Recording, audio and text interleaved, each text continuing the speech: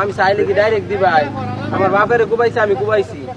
আমি নিজে একজন এডুকেশন ছেলে, অনার্স করা আমার। তো ওই নিজে চাঁদাবাজা ছিল, আমি নিজে দুধকেই দিছি, অভিযোগ দিছি। আমার বেশি লুক লাগে নাকি? আমার বিলজা নাই।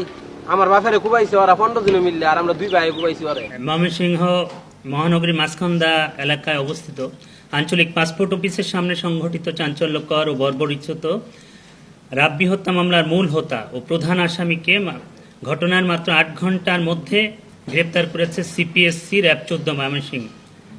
গোপন সংবাদের ভিত্তিতে এবং তথ্য প্রযুক্তির সহায়তায় একটি চৌকস আভিযানিক দল অভিযান চালিয়ে আসামিকে আইনের আওতায় আনতে সক্ষম হয় এবং আসামি স্বীকার করেছে যে এটির সাথে তারা আরও 4 জন জড়িত ছিল। সঙ্গত কারণে এই নামগুলো আপাতত বলছি না। এবং এটির নেপথ্যে আরও 7-8 জন জড়িত ছিল। এটির সঙ্গে 2টি কারণ ছিল মূলত। একটি হচ্ছে 2018 সালে তাদের একটি পারিবারিক দ্বন্দ্ব, বিশেষ করে তার বাবাকে আঘাত করা হয়েছিল, সেটির প্রতিশোধ নেয়া। আরেকটি হচ্ছে এখানে চাঁদাবাজির একটা বিষয় আছে।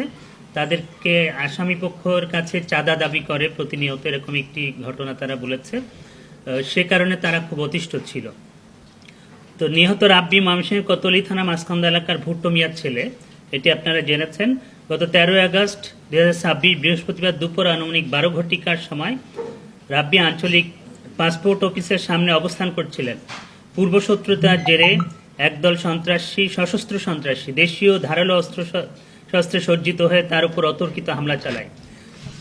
ভুক্তভোগী রাব্বি নিজেকে বাঁচাতে পাশের একটি দোকানে আশ্রয় নিলে হামলাকারীরা সেখানে ঢুকে তাকে এলোপাতাড়ি কুপিয়ে গুরুতর জখম করে। পাশে থাকা ভাই রিয়াদ নিহত রাব্বিকে বাঁচাতে এগিয়ে আসলে তাকেও কুপিয়ে আহত করা হয়।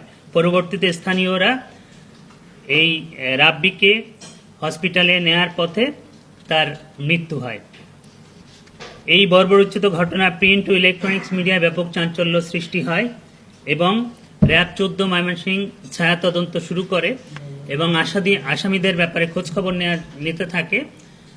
এমন সময় র্যাবের যে গোয়েন্দা তথ্যের ভিত্তিতে এবং আমাদের যে তথ্য প্রযুক্তি ব্যবহার করে আমরা এই আসামি পালিয়ে যাওয়ার সময় শম্ভুগঞ্জ এলাকা থেকে তাকে ধরতে সমর্থ হয় এবং সে সব কিছু অবলীলায় আমাদের কাছে স্বীকার করেছে যে আসলে সেই মূল তাকে দেশীয় অস্ত্র দিয়ে কুপিয়েছে এবং তার মৃত্যু নিশ্চিত করেছে।